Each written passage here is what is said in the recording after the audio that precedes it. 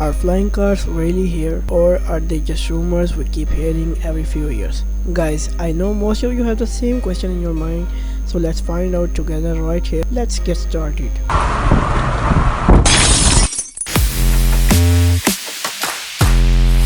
So guys, let's talk about the big question. Are flying cars real? Yes, but not in the back to the future way you might imagine. A few working prototypes do exist today. Real machines that can drive on roads and take off into the sky, but they're still far from the mass production. Right now, only a handful of companies have actually built working flying cars, and most of them are still testing or waiting for full certification. So guys, let's talk about the real existing flying cars. One of the most famous is the Kleinmean air car built in Slovakia.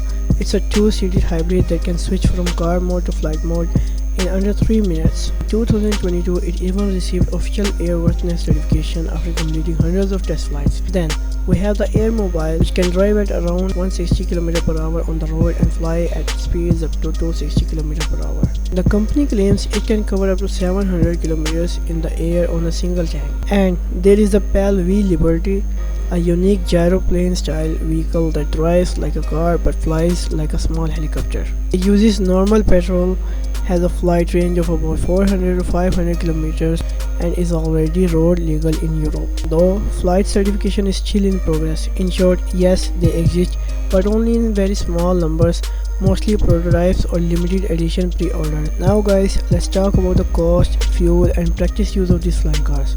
Now let's talk about the money side, and this is where it gets serious. Each of these machines cost between 3 lakhs to over $1 million. They are more like luxury experiments than everyday transport. For example, the aircar prototype reportedly burns around 18 liters of fuel per hour during flight. That's quite high compared to a normal car.